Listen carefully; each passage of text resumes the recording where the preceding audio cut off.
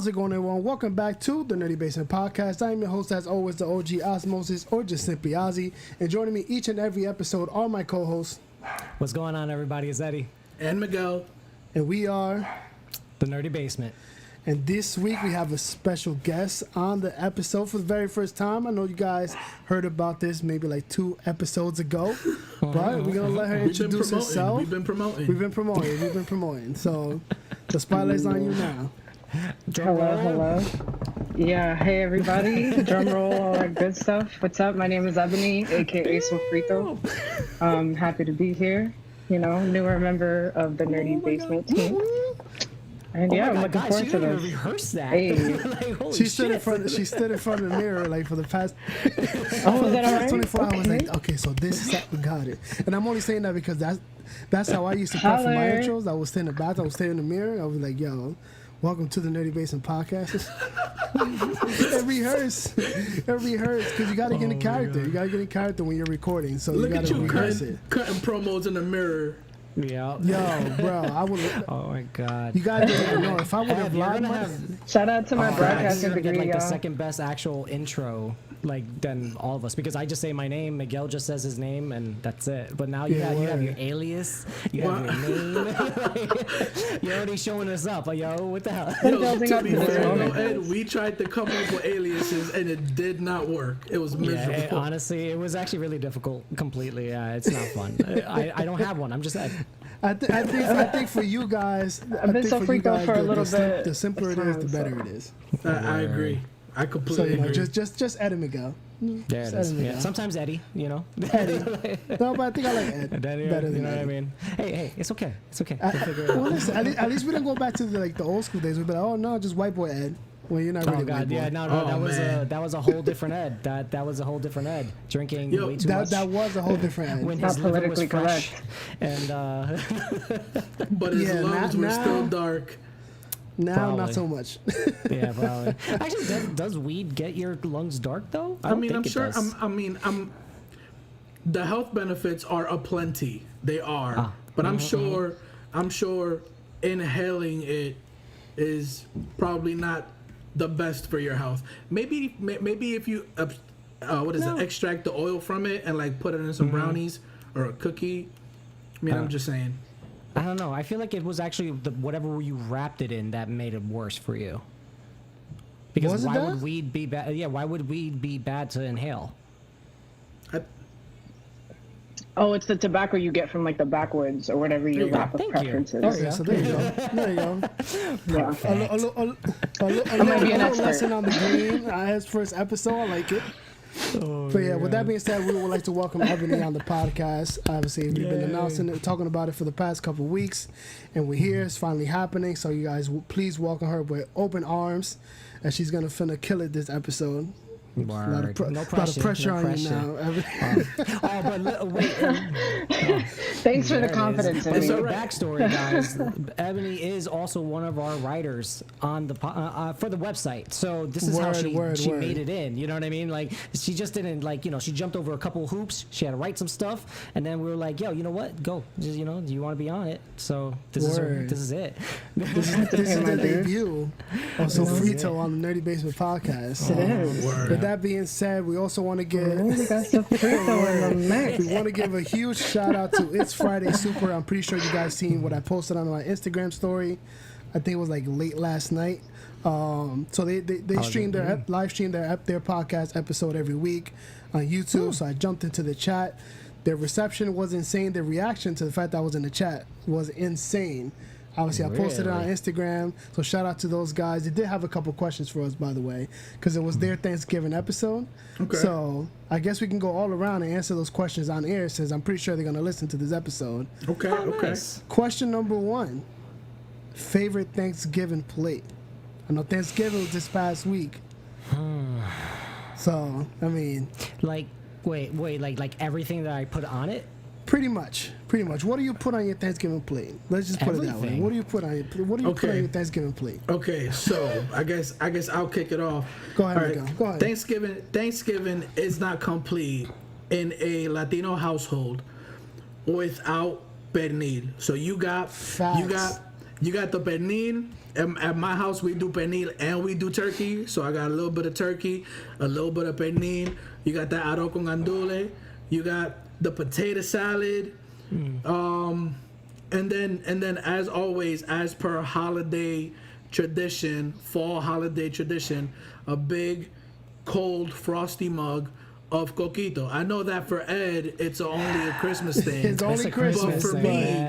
But for me, come Thanksgiving, it's no holds barred. For coquito real, time. it's coquito season and shit. You know what I mean? As soon as Thanksgiving comes around. Oh my God. I don't see why it can't be a year round. Listen, I try to convince people to drink coquito all year round so I can drink it, but I mean, the ingredients are common. Do you guys not remember Anchorman? Milk was a bad choice. You can't do coquito during the summertime. It just doesn't work. Can't really? Milk was a bad choice. Anything is possible, Ed. Don't have these limiting beliefs about coquito.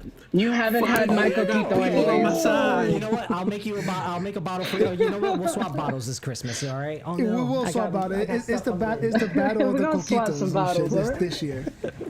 There's always that one I do group things of people differently, that have a alright, that's battle all of I'm gonna coquito, recipes. But mind you, here's the Nice. funny thing: me and Miguel actually used the same recipe. Yes, we so, that's a story for another night. It's a family. for real. It's a family tradition. It is the family tradition. All right, so who wants to talk about their Thanksgiving plate next?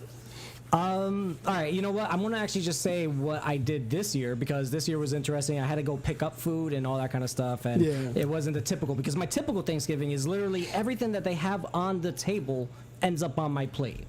If I had to go back for seconds, I'm going to do it. So that's number one. Yeah. So, but this year I had some ziti. We had our arroz gandules. We had the gandules on my mom makes us good fucking rice, man. Then we had what else we had? We had some salad. We had turkey. I had some ham, roasted ham. And then some pasteles this year. So you had the pasteles, Okay, bro. okay. I still got two You got me. You got me. You one We're all up just me. going to one up each other just a little bit. That's You it. one up But me, this, okay. This is what my plate was this year. And then, of course, then I have all the desserts that my lady made. Brownies. She made some cheesy cornbread. Actually, that was a part of the plate. So, yeah. So she had some cheesy cornbread. Oh, that's interesting. We're all over it. It's really good. I'm Now saying, you just yo, showing I off. just took one up to another level. Hey, man. So, all right. After you guys. Man. Was it not enough that you had real, I Like, got you lucky, just- honestly. the trump card was the pasteles, and now you're like, I got cheesy cornbread, I got brownies. Yo, dude, there's a I sweet got all and this- savory. multiple Come on, desserts man. to select from? Excuse You know, I had me. some fucking Jaegers and shit. Like, no, I'm good. Like, some And a liquor. lot of beers, actually. A lot of beers. I was all over the place this year with beers. I had stuff from Lancaster, man. PA. I had stuff from New York. Then I kind of settled down with the Goose Island. It's honestly not as good anymore. It's kind of like messing me Settle up. down. Your tastes have evolved. Yeah. Well, the Goose Island IPA is still elevated. good, but But yeah, I digress. That was my plate. Nice. Go ahead, guys. I guess I'll go. I had a pretty hefty plate. My girl made some arroz con gandules. You already know, that's tradition in the Hispanic household. Arroz con gandules, we had some pernil. No turkey in this household, pernil. We're That's okay. Hispanic. We're That's Hispanic, okay. That's how we do it, pernil. I have no pasteles, so, fuck you, Ed. Don't be jealous. But I did have some coquito, right? I had some potato salad. And I had lasagna. My girl made a small lasagna. So that shit was all popping. You already know I was full for like 2 whole days, to say the least. Till today. So, and no applesauce, no cranberry sauce, none of that shit. No ham, no nothing. That's just simple, straightforward. I want the pasteles though, so I think I gotta do something about that. I'm about to do something about that. I'm gonna make some calls after this. See who I can hook it up. Where's my pastele plug and jerky? What's on your plate, Ed? Get it. Your turn.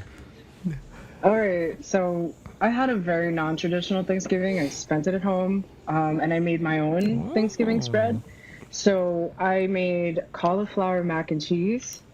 So I did a little low-carb alternative. It was delicious, smacking. I made a whole tray, so I still got leftovers for the next few days. I made a stovetop green bean casserole with fried shallots.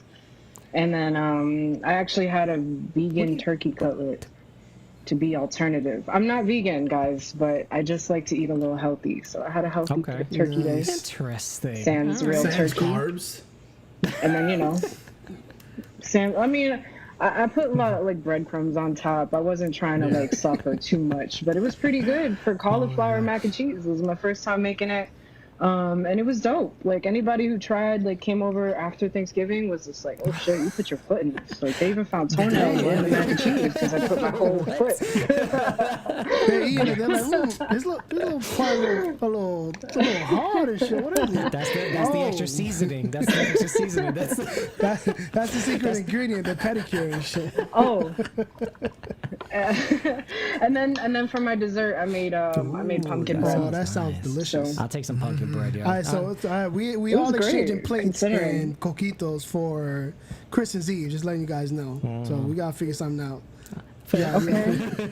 But we're gonna have to ship them over to Miguel. No, we'll just wait till Miguel comes up for New York Comic Con one of these years. And then we'll do it. When it comes back up. Dude, is like legit, is anybody going to a con next year? Like, let's say they open it up.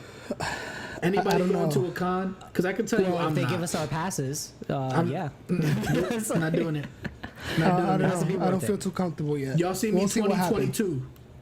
We'll see what happens. I don't know. Well, say the vaccine comes in 6 months. It's a con in October. You got the summer to let like all them extra particles go away. October comes, are you not going to go? Here's the thing, right? You let the first round of vaccines go out, and you watch how people mutate. And if everything's good, good, then you get your vaccine. Yeah, we've played enough RPGs and watched enough zombie apocalypse shows to know better. I've watched Resident Evil, all right? I see what happens when Big Pharma tries to give you a vaccine.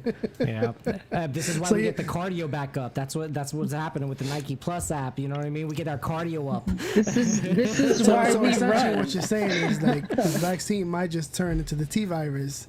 And then we're just fighting all fucking zombies and shit. Hey, I got guns. I'm not. If you stay ready, you don't gotta be ready. And I'm storing up all my ammo. Holla at your boy. So as soon as you hear in zombie, where you at, boy? Then load them up. I'm out. Oh my god. I'm out. I got go bags for everybody in my family. I got go bags. Grab your bag. We out. Nice. Make sure you have peanut butter in it. That's all you need. Peanut butter. That'll keep you alive for a while. What's that peanut butter, bro? I live in a doomsday bunker, so I think I'm gonna be alright. Yeah, so I just gotta rack up on swords and shit, and then get the family trained. Crossbows. This is how you swing a sword and shit. Then we get to go. Funny enough, they actually tell you all the experts tell you the sword, as good as it sounds, they dull a lot faster. They will not actually cut through skull well. It'll actually brittle out faster than what they show on TV. So you need to pretend we're Michonne. And then, I'm just saying. We'll I know. You saying she facts. She has that Kill Bill sword and shit. Never dies. Like Muramasa blade is Muramasa. The Muramasa blade and shit. God. So for the next question, favorite Stan Lee cameo. So that was one of the topics on their pod too this past week. Damn. Personally, I was very excited when I saw that because I was watching a quiz show where they talked about Stan Lee cameos yesterday. And I was like, oh, I forgot about all these Stan Lee cameos. But I gotta say, my favorite Stan Lee cameo is the one where he is sitting with the Watchers, talking about all his adventures as, the mailman, and pretty much saying that it was the same Stan Lee in all the. So my favorite cameo is the cameo where he talks about all the other cameos. All right, so now I can't pick that because you picked it. So I should have just went first. You can though. It is your favorite one though. Is that your favorite? That I was gonna say that was my favorite because he's standing with the Watchers and then he's over there recounting his stories throughout the MCU. You know what I'm saying? So, oh my god. I'm gonna stick with that one. That's my favorite cameo. That doesn't. Honestly, it sounds like it's a great. I'm actually upset that I didn't think about that one first. But okay, continue. So Eb, you go because I'm still thinking. Matt Force. I am too. I didn't know I was gonna get asked this today. Damn. What's the one where he's like with the two girls? It's like a casino vibe. Is that in Deadpool? Wasn't that? Wait. I think it was one of the that's Iron Iron Man. Man Or 1. Yeah, Iron Man 1 when he's going through and he calls him Hef. Is that the one? No. That might be the one. I think she's talking about Black Panther. No, Black my Panther. God, It's been a while. I am talking about Black Panther. Yeah, he has two women on either side of him. No, the Black That one. Panther one was And when he Black takes Panther. all the coin, whatever T'Challa won, like his winnings from that game, he left them there. So he walks in, he's like, "Oh, I think I'll take care of these." Oh, so you like two of them. You like the mixture of the same high roller. I think it's in one of the Iron Man movies, if Yeah, I'm not that's- mistaken. Well, the one that he has the two chicks on his shoulders. You guys are confusing me that's now. definitely Iron Man 1. Well, he confuses the- him as Hugh Hefner. Yeah. Yes, that one, I think. And that one's definitely that one. Huh. Damn, which one do I like? Let me fact check myself. Well, I Let me mean, see. All right. Well, yeah, no, he was in Black Yeah, Panther in that's the when he takes the casino. winnings. But he had chicks on That's the his shoulders, one. though? Yeah, that's the one. Oh, That's my okay. favorite There we one. There you go. Let me Yeah. see. Damn. That's what I meant to say. You guys confused me with the Iron Man stuff. I'm like, no. I know. You know what? All right. right, Let me we're try to waiting on think. you Let me now. try to think. Waiting on you Let me now. try to think. Let me try to think. Think. Don't if you cop out want- and say all of them. if you want, I got a backup. No. You fine. Okay. No. You good. If you got like a it backup, good. You that's said your it first. backup. You good. Exactly. You can't talk no, about your backup. What I meant to say was I'll say what my backup was while he's thinking. No. That might affect what if his it's my judgment, favorite, though. and then it's gonna feel. For It's real. just gonna feel like For it's real. stolen. That's what I'm saying. Just Well, let- just say what it is then. I'm trying to still think thinking. about it because He's I still love all thinking. of them. All of them have something special about them, and I'm trying to think which one I want to say. It's Oh man. You know what? I think. Fuck. This is I great think I'm content gonna for the go. pod. It really is actually. This is It is. pretty nice stuff. You know what? I'm gonna have to go pretty recent because I felt like it was the most Stan Lee that we've gotten. Thanks, guys. Let me say. I'm gonna say the Spider-Verse one, the Spider-Verse cameo with him and Miles. And when he said, he was like, does it fit? He was like, it'll fit eventually. I love that one because it was kind of like synonymous, like, very, very synonymous with like how he always treated Peter Parker and all that kind of stuff as his character. And, but then it's funnier because of the fact that he was just like, no refunds. So very Stan Lee.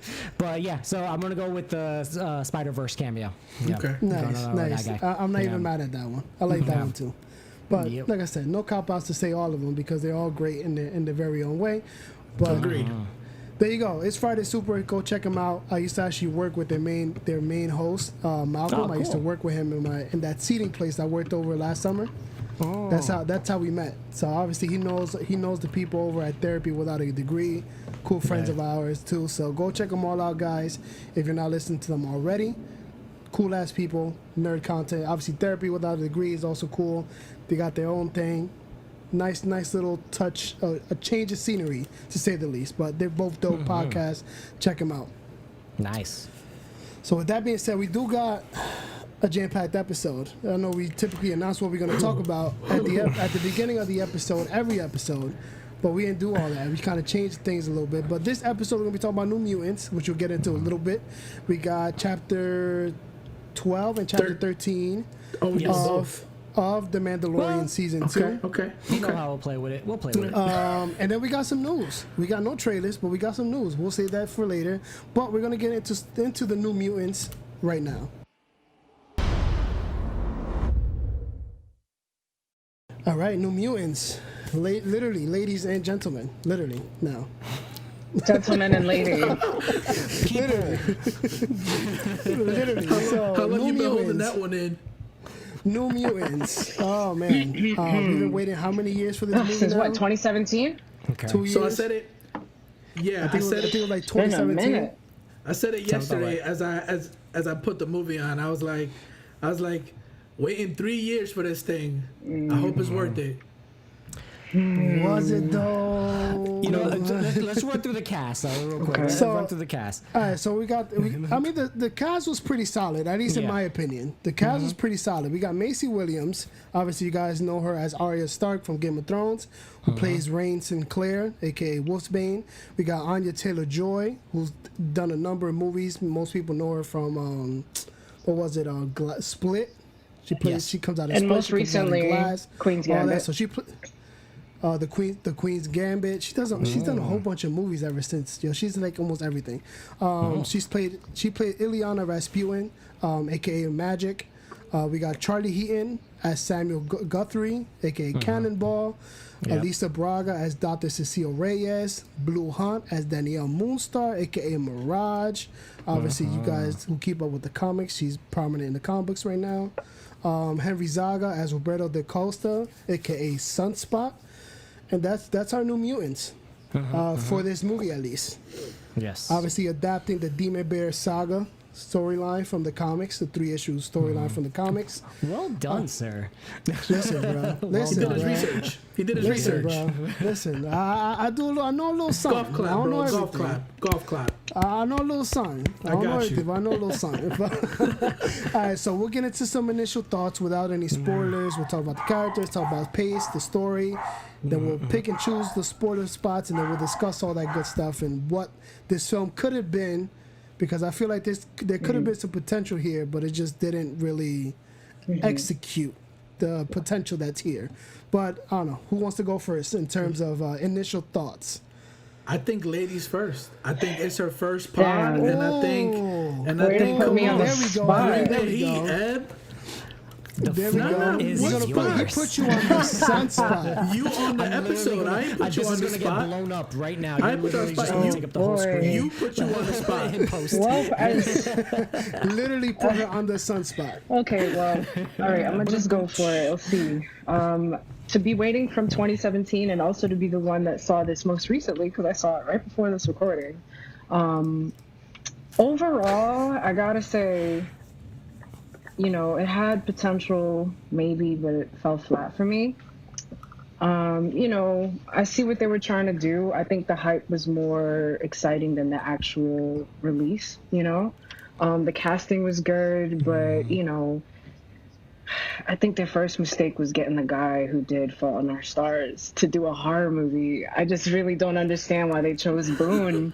And then, you know, with all the other turmoil going behind the scenes with, like, you know, what was it? Marvel made that switch in the middle of them filming. Like, it was just a lot. So I just think it was too messy internally for them to execute this the way that it could have been. Because I was really looking forward to having an X-Men movie that had more of a horror element, that was more, you know, it was darker. And I feel like they just kind of, I don't know, what's the word? They neutered it for a young adult audience, you know, like it could have really touched on some heavy themes. And they tried to, but they missed the mark for me. Yeah. So that's my overall, without spoilers, consensus about that movie. I regret spending the $5 to rent it on Amazon Prime. It's all right. $5.99. I was gonna say, was it With only tax. $5? I think Okay. it's Prime too. So I paid $5.99 they did me a too. little It's all good. disappointed. You know, so I'll follow up with that because I agree. You know, honestly, yeah, there was a lot of potential. It looked like it had a lot of stuff, but it also felt Yes. incomplete. It felt like they cut out Thank so you. much, Thank you. and because it was like the pacing was off for me. I felt like I was like. This how did you get from escalated here to quickly. here, and then why are you over here now? You know what I mean? And yeah, so it's like it was interesting. You know what I mean, to say the least. Like, but it wasn't like it was like I was just kind of underwhelmed. You know, I went through the whole movie and everything. There was a few moments that I was like, all right, I'm digging this. All right, cool. I'm like, this is a nice spot. You know what I mean? Obviously, everybody saw some of the better moments, which is literally magic. You know, like showing that her armor-upped arm and all that kind of stuff, and you know, doing the limbo stuff. You know, but then we saw that in the trailers. So I'm like, after not see, after going through that, you know, then the movie was just it. You know. But yeah, that's pretty much all I got. You know what I mean? Like well, non-spoiler review wise. So like, you know, it was just yeah. I Underwhelmed is the word. I felt like they could have done more. Yeah. And there you go. I personally, I completely agree. I think, like you two just said, the potential was there, but there wasn't enough explanation. There was too much. There was too much in the background, and the pacing was too slow. It took too long to get to the point of the story, and they didn't execute it properly. I'm not a big New Mutants guy. I just got back into New Mutants. So a lot of the characters, it's not that they were lost on me. It's been a long time since we've seen Cannonball in anything. Well, Yeah, up until recently, it's been a long time. You know, so I mean, it's just it took them way too long to explain the story for each character. It took them way too long to kind of bring everybody together, and then once they brought everybody together, everything was rushed. It was like they needed to get to the finish line, and it was just it didn't work for me. I didn't have high expectations after watching Dark Phoenix. I went into this with really really low Dark Phoenix expectations. And it didn't meet the expectations, and I don't blame the cast. I think the cast did the best they could with what they were given, but it missed the mark for me. Yeah, I'm on the same boat as everybody else. Like I said, the potential was there. Like the cast was solid. They cast a solid group of people to really bring and to really elevate the film. But unfortunately, with all the shit that was going on in the background, with you know the midst of Disney acquiring Fox in the middle of all this, Fox delaying it, then Disney delaying it a whole bunch of times because of the acquisition, and then reshoots that didn't happen, and then issues with the director. Fox wanted it to make it more scary, but then they didn't make it more scary. It was just, and it's like Ebony said, it's like you pick the guy who directed The Fault in Our Stars to direct a horror movie. It's like, what the fuck are you doing? Like, well, all right. So like, you know, and put it in perspective, just because they directed something like that doesn't mean they can't do anything.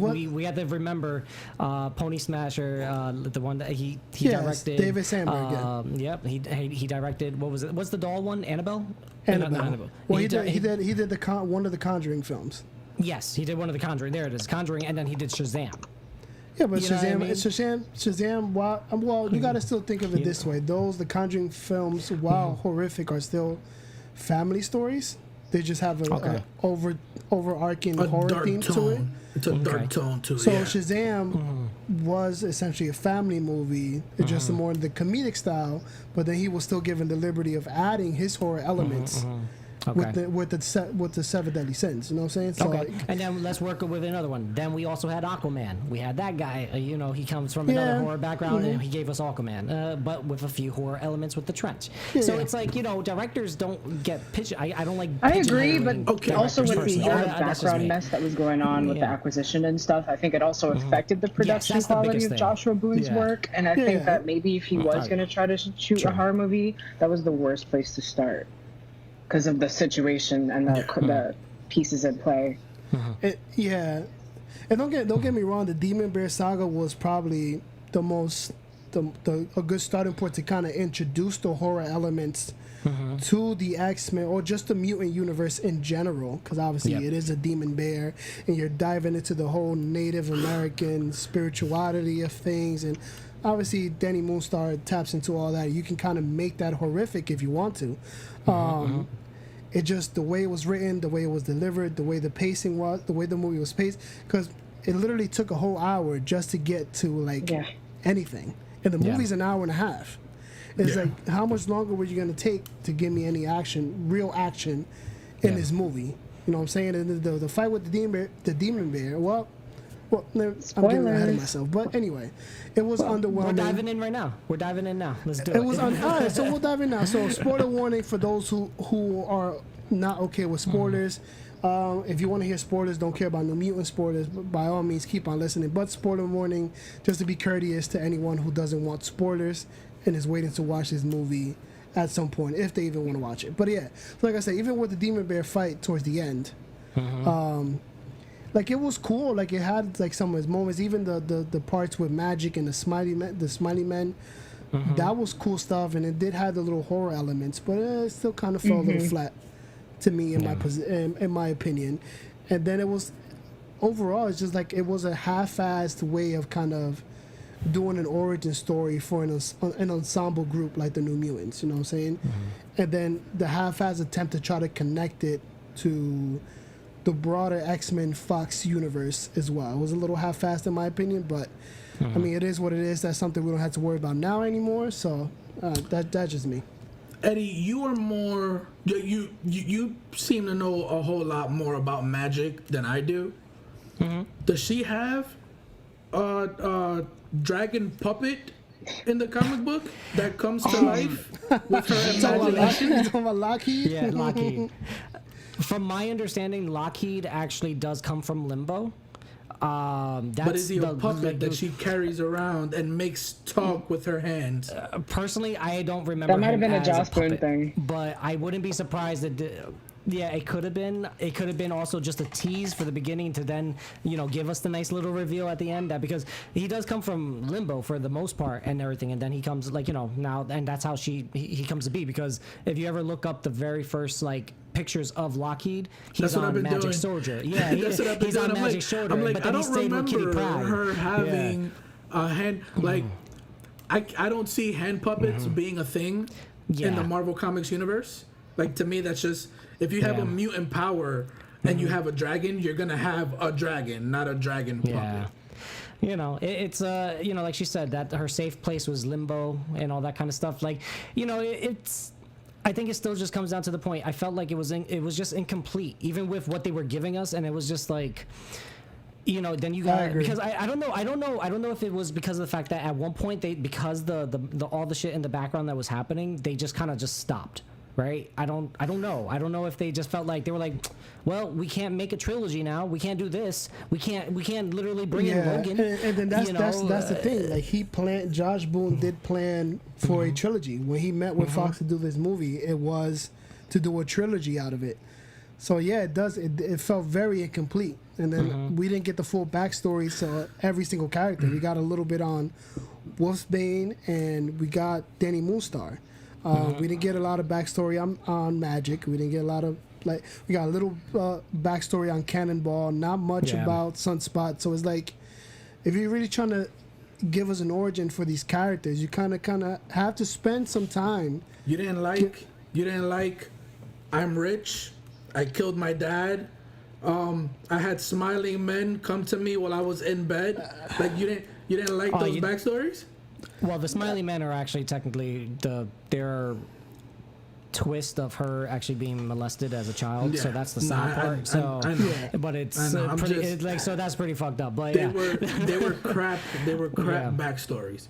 Yeah, I mean they kind of tiptoed around it and shit. And kind of going back to the wrong director. It's like if you got the guy who did Failure to Launch to do The Exorcist, like it's not gonna work. You know what I mean? Oh man, where'd you just pull that from, Miguel? Huh? Nice. Where'd you pull that? Thank you. I was thinking about it when Ebony started bringing up the directors. I was like, let's think of two movies that don't mix. So wait, let me just clarify something. So at the end of this acquisition, and now that the movie's released, what company is this released under? Is it Disney now or Fox? Well, it will be both, because on the contract, due to the acquisition, there was a contract that was signed between Fox and Disney that Fox is willing to sell all their assets to Disney or whatever, but any film that was complete or in the midst of production at the time of the acquisition, Disney will have to release it, regardless of what it is. So it's still a Fox release, but Disney is like a pseudo distributor of the film just because they acquired Fox in the midst of the film being filmed. And that's where I think the shift happens, because I do feel like they were kind of getting in the direction of a dark film, like with the Smiley Man and like what happened with Macy Williams and them being like, I'm pretty sure like Macy Williams and Mirage, which they didn't introduce her as Mirage. They didn't even use their nicknames, but they had a little relationship budding. But I think they almost softens those elements because they knew that it was ultimately going to be released on Disney, and so they wanted it for young adult audiences, which is why they chose Joshua Boone. See that. Well, in the comic books, Moonstar and Wolfsbane do get together. So that's actually that is the one right there. But shout out to Young Love, like literally 2 days and they got into a relationship. I never had it that easy. Never had it that easy. So just saying, movie magic. To be fair, Danny Moonstar was gonna jump off of the bell tower, so poor Wolfsbane didn't know how long she had. And she had to shoot her shot. I mean, she was like, it's either she jumps now or I can get with her later. And it's like, I see what happens. For real. Oh my god. But mind you, I don't remember Wolfsbane ever going full wolf like. I remember her having the composite. I don't know. You're talking about where she freaked out and they opened the door to the shower and she like ran out as a wolf. Exactly. I remember her always as a composite, like a werewolf. You know what I mean? Right. I've never. I don't remember the Wolfsbane ever being full wolf. So she does. I did some research on it because I did some research on Wolfsbane as a wolf, and she does do it in the comics. Oh, okay, cool. Yeah, nice. But she looks a lot more. At least bigger, look a lot cooler than just a regular small wolf. And even honestly, that wolf that you saw in the movie was very small. I wanted to pet the wolf actually. It just looked like a regular dog. Like if you see a wolf, it's like twice the size of a regular dog. It was a cute puppy. Which by the way, was she the same? Was she the same dog who you see running through the field at one point? Yeah. Because you never see that dog again. Yeah, same one. Same one. Okay, so she has the capability to turn into different four-legged wolf animals? No, it's the same one. No, it was the same one. Was it the same one? Because she looked different. No, it's the same one. Same one. One was running, the other one was close up. The other one was that's all. Maybe that's what it was. Just different perspectives. That's what you saw. With all the production delays, they might have messed up the wolf timeline, and it could have just had different dog composites at different points, and we don't even know. Yeah, no, they had to bring in a different dog, and then his contract ran out, so they had to get the Disney dog. Y'all was literally about to say that they had to bring the Disney dog and shit to make sure. Oh my God. Make sure Disney. They needed Pluto as an extra. Yo, but I feel so bad. I really do. I feel so bad because these poor actors have to have their name tied to this crap rock of a movie that's gonna hold down their careers. I wouldn't say it's gonna hold down their career. Not forever. But, until well, next Henry movie. Zaga is definitely not doing well right now. If this is a starting point, at least Macy Williams and Anna Taylor-Joy got their career on lock with Game of Thrones and all of other stuff. Charlie Heaton is also part same thing with Charlie Heaton. Yeah, you're right. He's Sam. Let's hope he does more. Alicia Braga, she's dope. She's the queen of the South. Oh yeah, no, she's fucking amazing. Yeah, she's something else. Like I love all the stuff that she's in. Like she's so freaking good. Okay, but yeah. Are we gonna talk about the Essex Corporation? Is that gonna be? I think that. All right, that was my biggest letdown. That was my biggest letdown. They didn't even at least try to tease a Sinister thing besides Essex Corp, and he is the perfect reason to have a horror. He is the perfect character to have for horror. So, but that's the thing. Yeah. They've been teasing Mr. Sinister for like 5 years now, or almost every single Logan. Yeah, every single movie for like the past 5 years. And we have yet to see this man come out of the shadows and shit, and introduce himself as a full villain. And it's like, fam, like, what are you doing? I mean, obviously now they can't do nothing about it and shit. It's all in Disney's hands. But I would have liked to see, Sinister at some point, like, especially if you're teasing him for that much. I would have preferred to see him in this movie, as opposed to seeing him like in Logan and shit like that. Yeah. To obviously show that he was the one that what was her name? Laura. Cecilia Reyes was actually working for, as opposed to her telling the mutants that she was working for. If I'm not mistaken, X. she had a button on her jacket that indicated that she was working for Mr. Sinister. As a little Easter egg. Oh, You yeah, talking I about missed that. The, Yeah. the little eyeball. So- Yeah, the Essex Corps logo, and she never said Xavier. She said Yeah. my superiors. She's never But, said. Yeah, no, she but never she said said- who it say, was. but she did say a school. She said, "My superior has a place for gifted mutants." Obviously, Exactly. the gifted mutants is a direct line to Well, Xavier. I think she was still saying it's the same scenario. She misled. She never said is one. what Yeah, she misled. You're right. She That's the misled best way. them because the poor kids, they're like, oh, you know where we're going, right? We're gonna go, and then they did like, Yeah, they he was did, talking like, about Professor the X. little, Yeah, exactly. But it's so many drop balls, so many things that they could have done differently, so many things that they could have teased differently. Since when is Mr. Sinister known for sending messages through encrypted technology on the computer? Like that's not a thing. Well, he does actually. No, Dude, does he has he? a bunch of computers. Dude, he's Weren't a they trying to scientist, set this yeah. up for He's a like geneticist. the beginning of a series of New Mutant movies? Yeah, they were trying to do a trilogy at first, but you know, then Disney came in and was like, nope. See, well, I think if anything, Disney has an opportunity to do a quick little mini series for him on Disney Plus.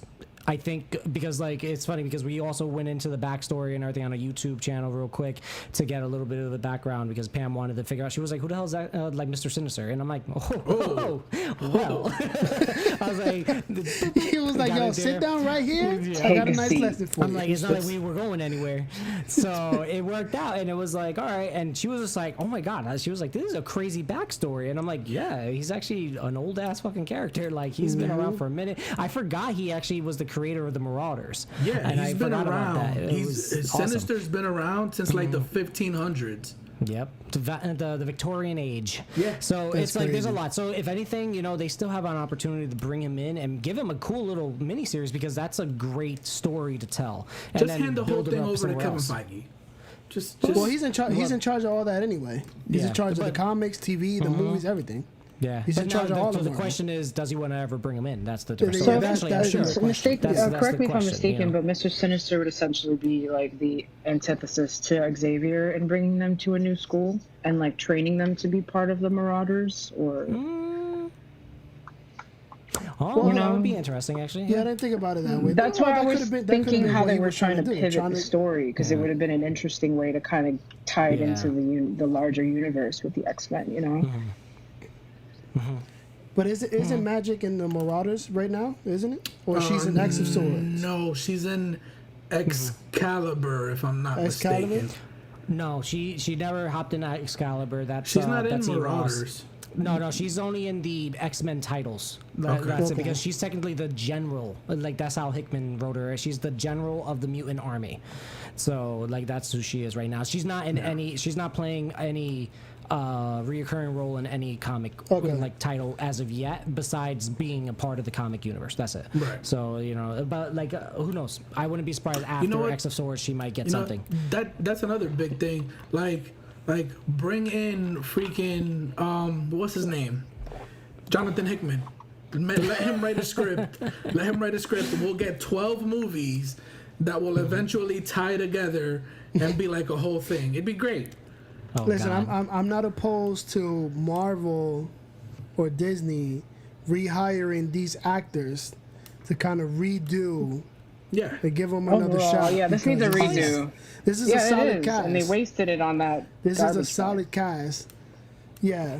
And You guys remember Macy Williams went on Twitter and was like retweeting people talking bad about the movie? Yeah. Talking about how bad like she felt having her like being tied to it. Like it sucks. Yeah. And I it's was stuff so like excited that, to dude. have her as an X-Men in that Fix it. series because it's like she already was leaving her legacy as Arya, and I feel like she was going to carry that energy into a new character, but the ball was dropped, and like, you know, it's like almost it's a step back in her career and anyone else who was respectively in that movie, because it's just like, you know, that's what happens when you got the wrong team working on stuff. They should have just scrapped the movie from the beginning and waited until they had more equilibrium with the production studio and then could actually work on it. They were too busy trying to make a big blockbuster that they lost sight of the point of making that movie, you know? Because everybody's thing right now. Agreed. Everybody wants a connected universe. Everybody wants that one big blockbuster. Well, that's because Kevin Feige did it out of nowhere. Yeah, he but Kevin Feige did it with Iron Man. Like, but that's the thing. It. That's the thing. Kevin Feige just, okay, I'm gonna work my early years of my career making these comic book movies. So I'm gonna work on Blade. I'm gonna work on Spider-Man. I'm gonna work on all these X-Men movies, and I'm gonna take everything I learned from working on these films, and I'm gonna create my own master universe and launch it with the most obscure character that people don't fucking know about, which was Iron Man. And you look at the MCU now, fucking 12 years later, 13 years later almost, and everybody's like, oh, we got to do the same fucking shit.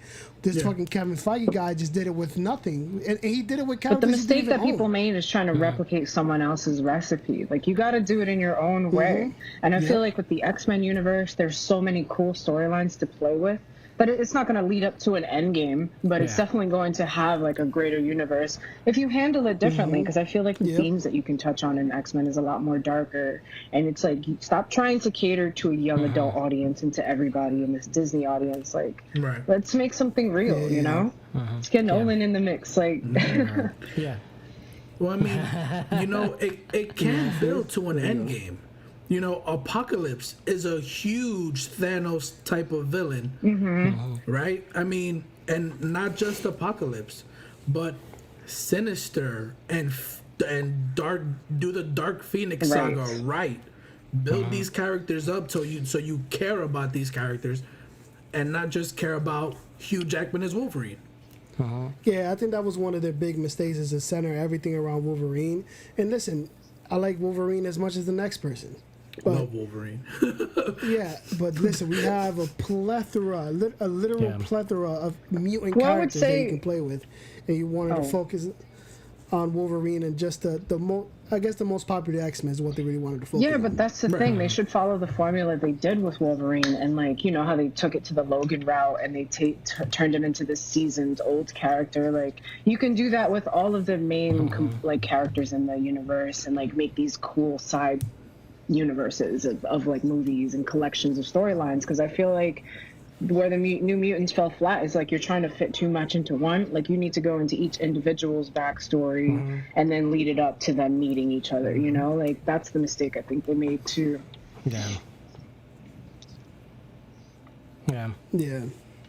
See, and that's why. So we bring it up all the time. So with Snyder, he did it a different way. He brought everybody together right away, practically. Besides making the Superman movies first, but then he also made it so that you only got enough about them, and then you got the solo movies to care about them even more. Because the thing is, no one cares about Aquaman. No one cared about Cyborg. No one cares about the Flash. You know what I mean? So it was like, he's literally saying, he was like, right now you're gonna care about them because they're with Wonder Woman, Superman, and Batman.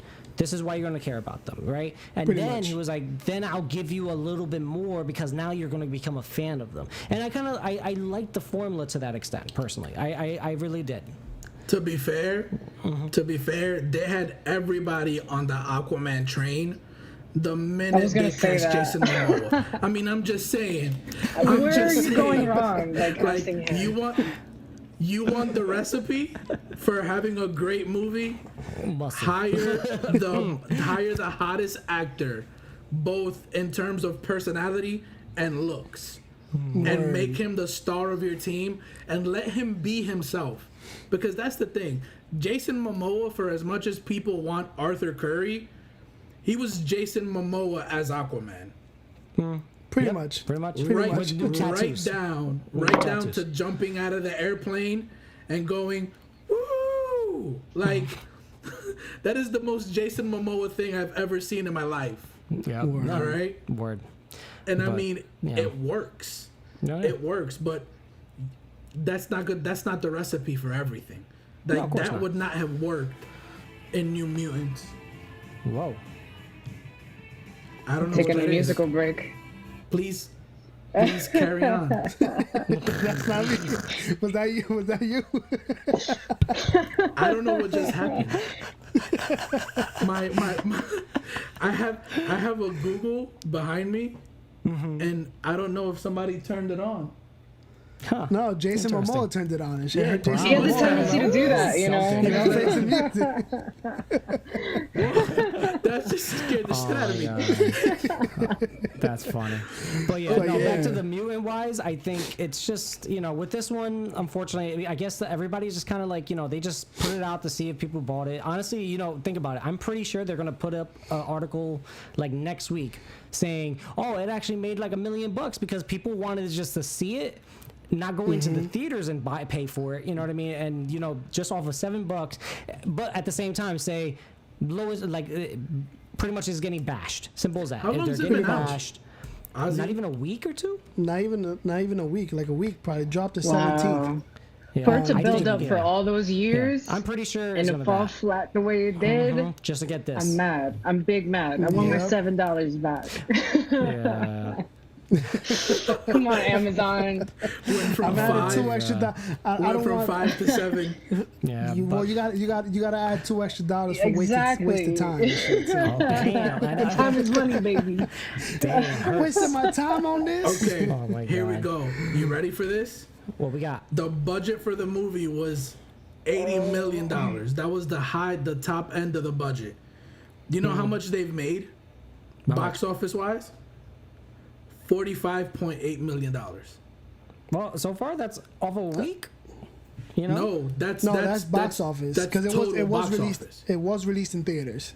Oh, okay. So it's not with the streaming numbers yet. No, it's not with the streaming numbers. But I mean, I can't imagine that it's gonna be enough to cover what they spent making the movie. What are you talking about? Trolls made fucking. But I'm sure it's a better movie. They probably followed through Trolls. with all of the plot lines. So. And it wasn't Trolls 1. It was Trolls 3 World Tour. All right, so let's see. When they built up the Trolls like, universe, a discounted rate, then go in there, right? Hey, it's the same thing. Hey, you laugh, but it's the same thing they did with Toy Story.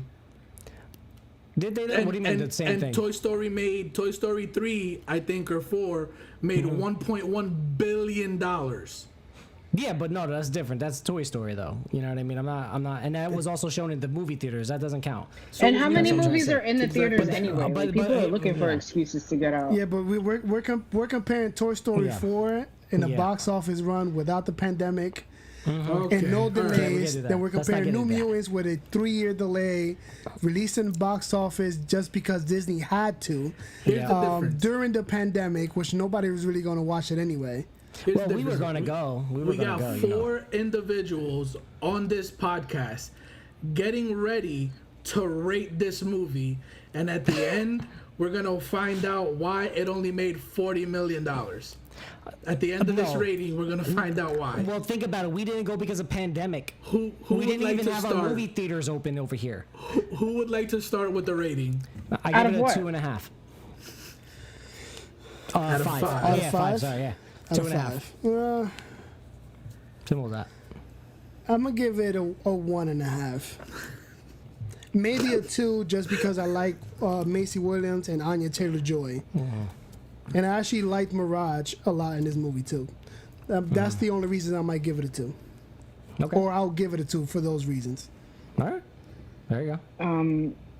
Ozzy took my answer. It's getting a 1.5. Like, my gut reaction is to give it a 1.5, but I'm going to give it a 2 because of casting. You know, they got Macy Williams. We got Anna Taylor-Joy. We got some cool special effects in there that, you know, they could have taken advantage of more with the Smiley Man and the bear, but it's going to get a 2 for me. There you go. And it's gonna get a 2 from me because of the big cuddly bear at the end of the show, the end of the movie. Look at that bear; he's so sweet. That was adorable, though. I like that scene. So adorable. Look at that especially bear. once the sky opened up and then the sunshine came down over them and shit.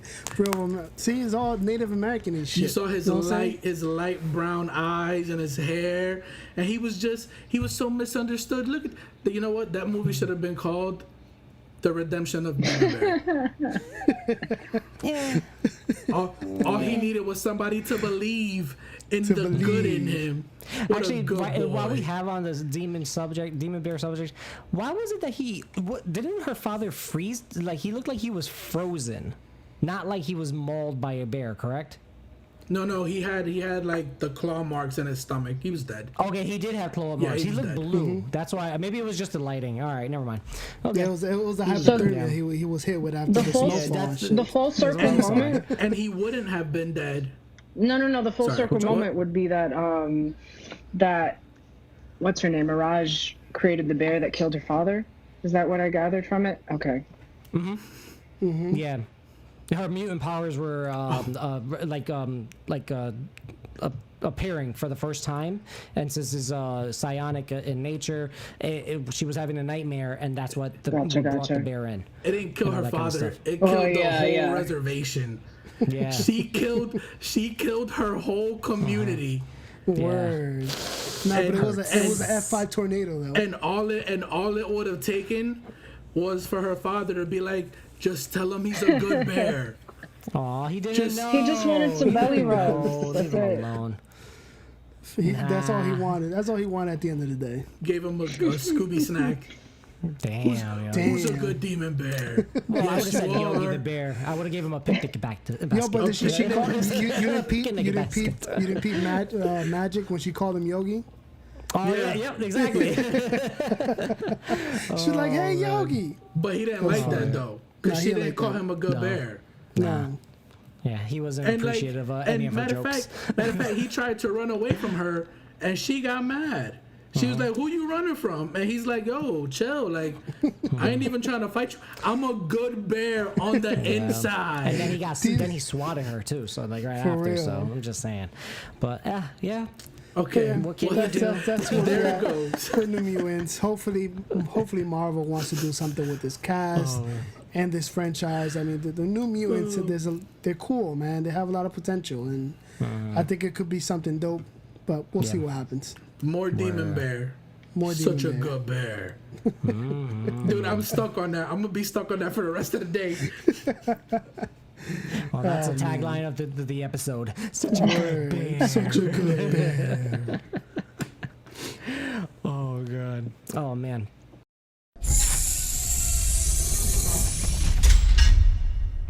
Hey, what's going on, everybody? If you're still here, that means you liked the clip that you saw. Appreciate you guys watching. If you want to hear more, click one of the links below in the show notes, and you can hear the full podcast in its entirety anywhere, pretty much anywhere podcasts are played. We're on SoundCloud, Spotify, you name it, we're there. Thank you for the support. Don't forget to subscribe so that we could bring you some more content on YouTube as well. We have a lot of great stuff planned, guys. Thank you for watching. Take care. Peace.